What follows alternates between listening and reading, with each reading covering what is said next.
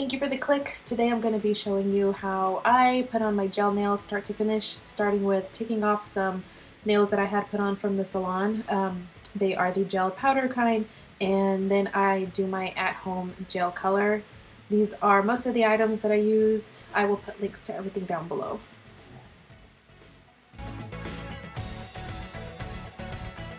First thing you're going to do is you're going to remove any of the gel powder that you have. Like I said, this is some dip that I had done at the nail salon that's pretty grown out. So you're going to get a nail file, or you can use an electric file.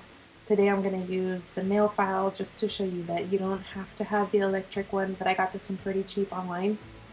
The Beauty Secrets and the Tropical Shine, these are brands that I like that I get from, I find them at Sally's, but as long as it's a thicker grit, it'll work just fine.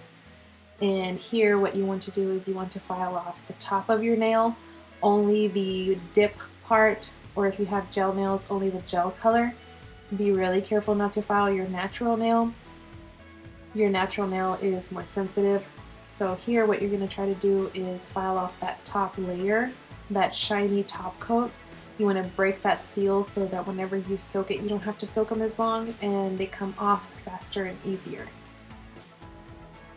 You can see the finger on the left, it still has that shiny top coat on it, and the other one doesn't.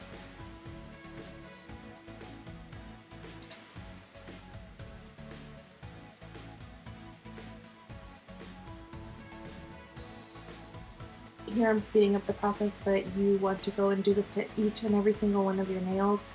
Again, be very careful not to get your natural nail. If your nails are sore later in the day or at night, if you feel that they're sore, it's because you accidentally filed some of your natural nail. They're super sensitive, so here we're just trying to break that barrier and get all of the dip powder off.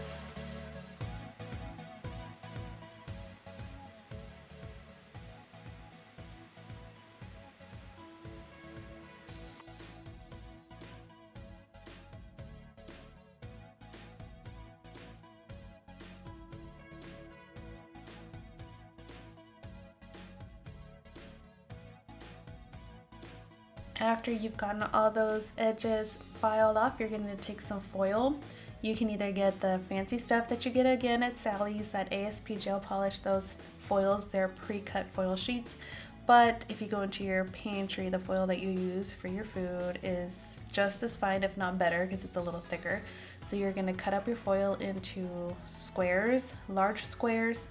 Don't be shy to cut those, because what you want to do is you want to cover your whole top of your finger with it, not just your nail. So you want to make sure that it's good enough size, otherwise the acetone is going to drip down your fingers. And then you're going to get your cotton ball. You can tear it apart, unravel it. This one unravels pretty good, but sometimes they don't do that. You can't find the edge.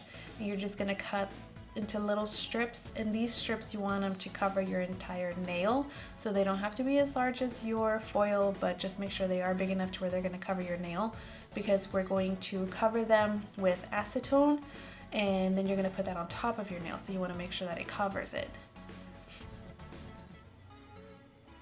There's so many different types of acetone. Just make sure you get the 100% pure. The one on the right is the Beauty Secrets from Sally's.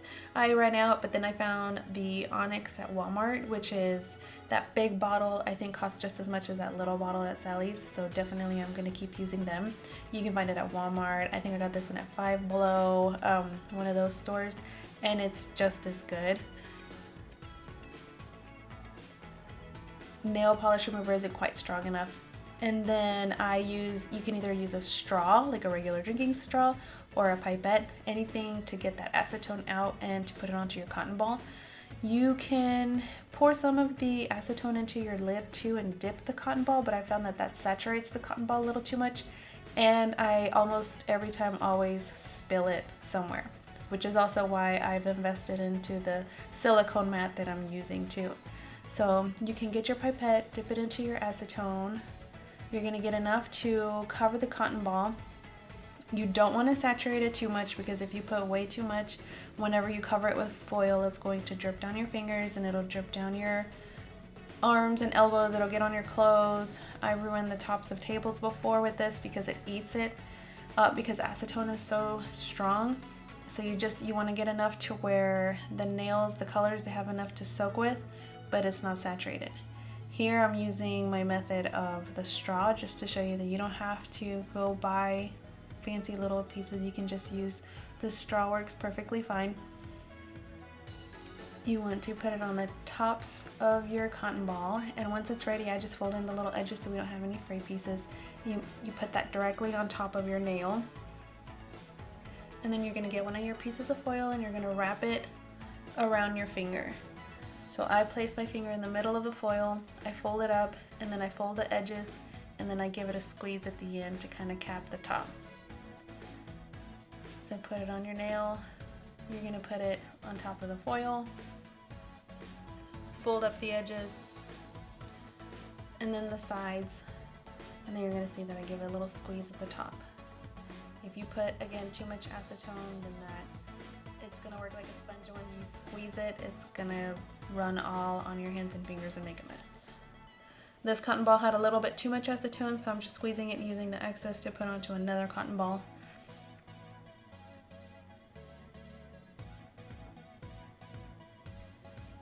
What I like to do is one hand at a time. You can definitely soak both of your hands, but it's a little bit difficult whenever you have the other fingers wrapped in foil, and then it becomes difficult whenever you're getting ready to take them off. If you need to use your cuticle pusher to start removing some of the excess paint, you're going to find that it's really difficult whenever you have both of your hands that are wrapped in foil. But I like to do one hand at a time so that way it frees up my other hand for anything else I need to do. So here I soaked my hand for about 20 minutes. You want to use a cuticle pusher to take off any of the gel, and this also works if you're removing gel color, not just the gel powder. But you can see here that the gel powder, it's real gummy, it's pasty, and it's super sticky, so it doesn't come off that clean when you're using the cuticle pusher. But you'll need something because once you take it off of the cotton ball, it's stuck and it's real sticky on your fingers. On the right side, on my opposite hand, I soaked for 10 extra minutes. I soaked for 30 minutes instead of 20 minutes, and you can see the big difference. When you soak the additional minutes, the powder comes off almost instantly by itself. You just take off the cotton ball and wipe off your nail, and most of it is off. You don't have to use the cuticle pusher to take off the excess. So if you have a little bit more patience and if you have a little bit more time, definitely soak the longer the better.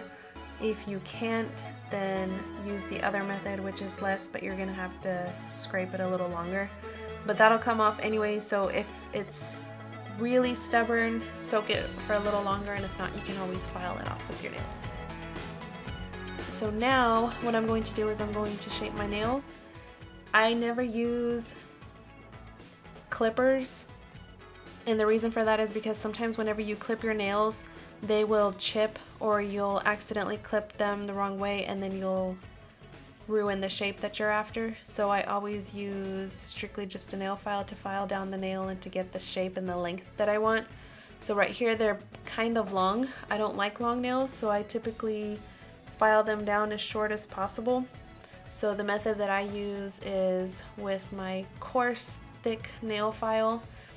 I just go straight up and down and side to side until I get the shape that I want. I like them to be squoval, a little square and oval on the shape, or the square round. So I just go from side to side until I reach the length that I want and until I see the shape that I want.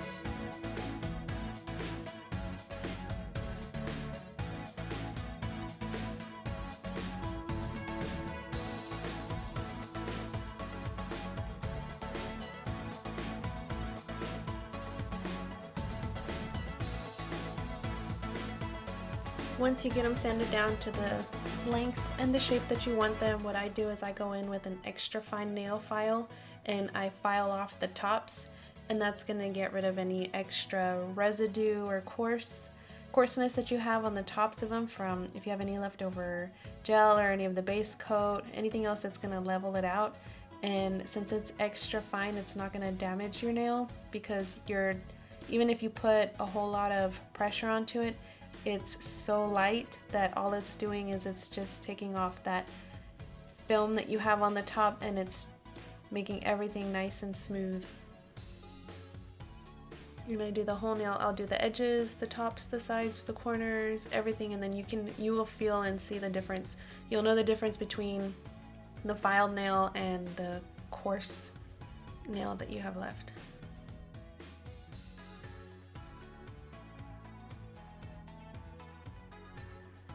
After I do this with all my hands, I go to the sink and I wash them with warm water, and I use a nail brush, the same type of nail brushes that you see at the salons. They're like $1 each.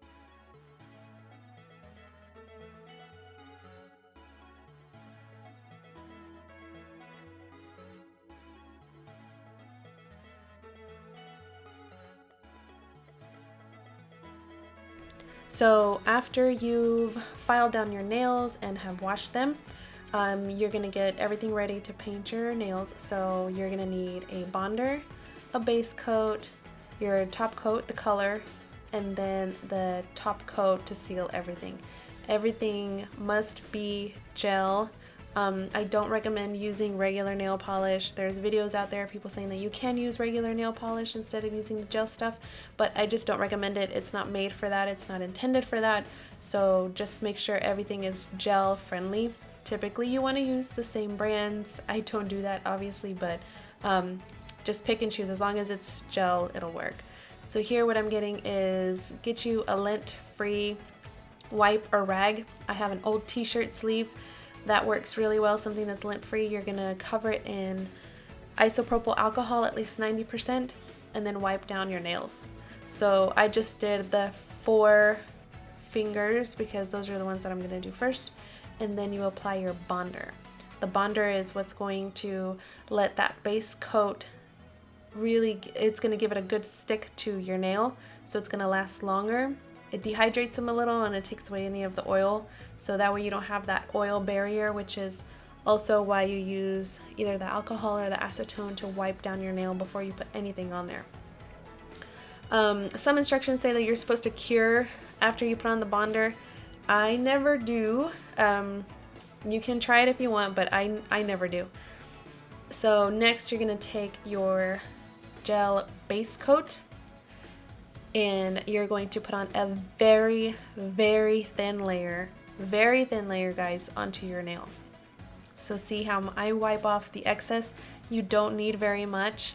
The key for your gel nails is thin layers. It's a little time consuming, but it definitely makes it worth it, because if your layer is too thick, it's not going to cure under the LED light. I promise you that. So get your gel base coat, and you're just going to put a thin layer all over your nail, and be as careful as possible not to get any on your skin, because after every single step you're going to cure into the light, and if there's any on your skin, you're going to harden it on your skin. Not only that, if you get too close to your skin, once you pick it off later, you're going to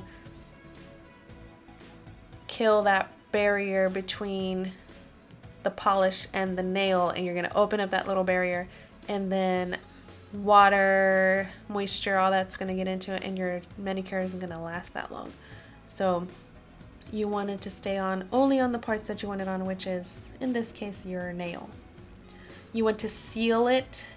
Make sure whenever you put in your thin little coat, seal it. That's where you swipe it across the top on the tips on the front. So you're gonna stick it into your light. My light has been modified because when I first purchased the gelish light, I didn't feel that it was strong enough. When I was done with my manicures, they wouldn't cure or seal properly, even if I left them on for the recommended amount of time. Sometimes I would even do it double time, and they still wouldn't cure properly.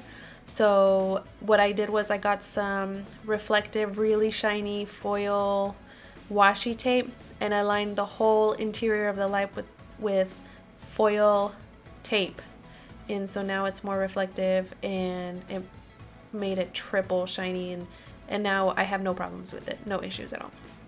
So that was my first coat. I'm gonna add a second thin layer of the gel polish onto this base layer. This is my second base coat. So really thin, and make sure you cap your edges.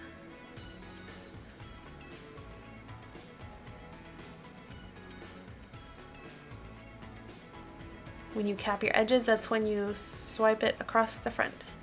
So then I'm curing it again. It's a 30-second cure, but I've sped up the video a little bit so we're not waiting every single time. And next we're ready for our color.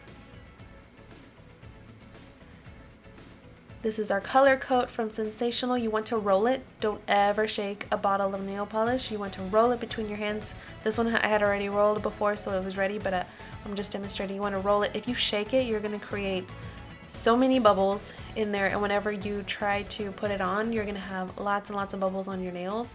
And when you cure, those bubbles will cure too. So instead of having a nice, beautiful, smooth finish, it's going to be bubbly, and you're going to feel like a little bit of a texture to it.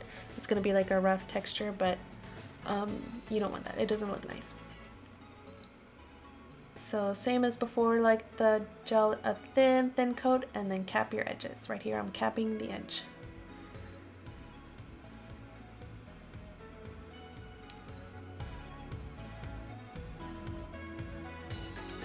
You want just thin amounts. I always start down the center, I go down, and then I work on the edges, on the sides. After you get your thin, you want to cap. When I put my first coat, I leave the tops bare. I don't go up all the way to the skin. And then whenever I go in after the second and third coat, that's when I start adding it a little closer to the skin. But the first time I don't, and that's just to reduce that thick look. And typically, if you have a bigger light, you can do the whole hand at a time. But since I have the smaller light, it's best just to you do 4 fingers at a time. So you do your right hand, and then your left hand, and then at the very end is your 2 thumbs. If you have a bigger light, you can do it. If you're pressed for time, you can do it. It's just harder to stick that thumb and to do them all at the same time. So I recommend doing it that way.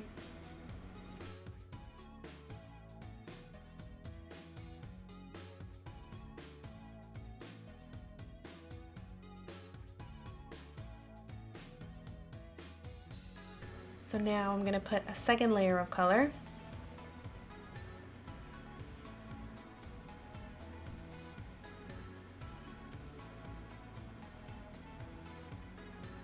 Always thin. The thinner the better, that way it cures 100%. If it's too thick, the light can't cure it all the way. You're only going to cure the top of it, and when you go to do your final wipe down, all of your polish is going to come off and you're going to have to start over.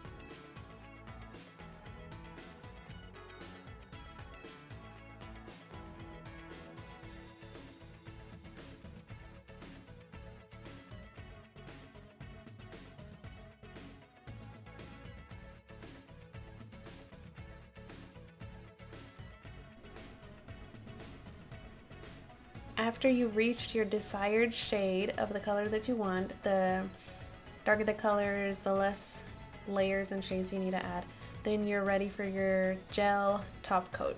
And you want to make sure that it's a gel and not regular polish, or else it's not going to seal. And it's the exact same process as all the other layers. You want to go as thin as possible, and then make sure that you swipe in front of those edges. You want to cap your edges. And this is also going to be cured. After every time, anytime that you put anything on your nails, you're going to cure in between.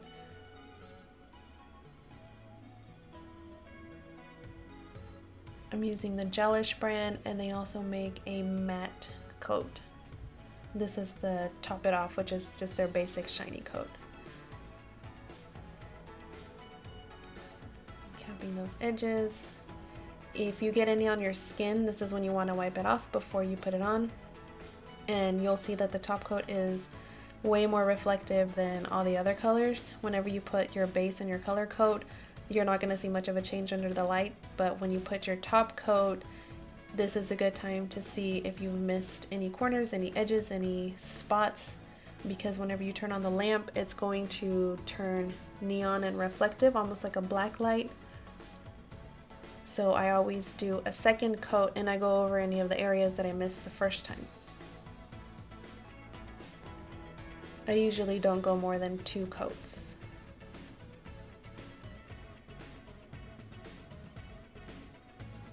And it's the same, use a thin layer.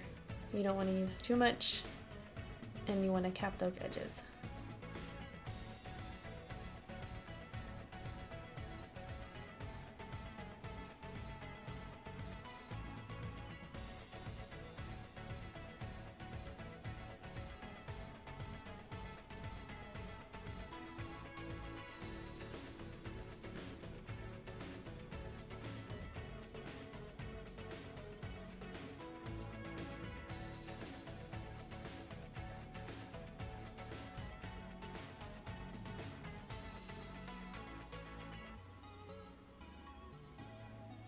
You're gonna cure it once more, and every time I cure, I roll my fingers a little bit just to make sure that the light gets on all sides of my nails. After I'm done with this cure, I just turn on the lamp one more time and I let it cure double time, since this is my final coat. If you did everything correctly, a good manicure, it's gonna last you a couple of weeks. It should stay on your hand until it grows out, basically. If you find that your manicure is chipping earlier than that, a few days after, or if it's not lasting as long, that means you need to cap your edges better.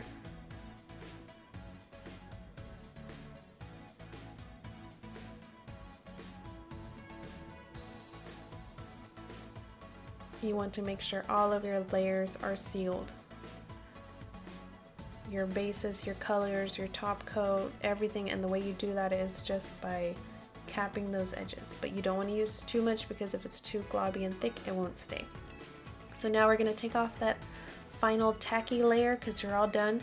So I get my little lint-free wipe again, which in this case is just an old t-shirt sleeve, and then you put some isopropyl alcohol, and it has to be at least 90%. And you're just going to wipe off your nails. At this point, they should be dry, they should be done. There was no wait time in between. As soon as I took them out from curing under the light, I'm wiping them down with the alcohol, and there should be nothing coming off or transferring from your finger to the wipe. And that's what the pH bonder prevents too.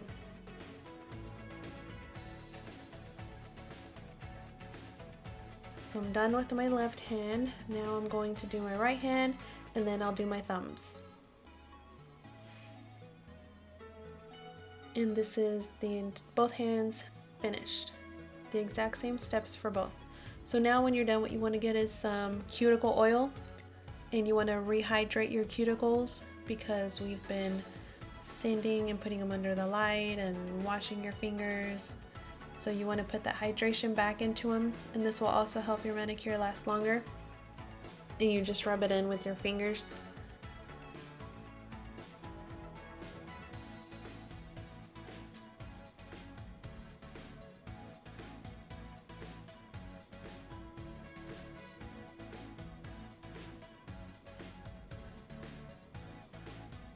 This is gonna restore that hydration to them, and that should take away any, if you have any dryness.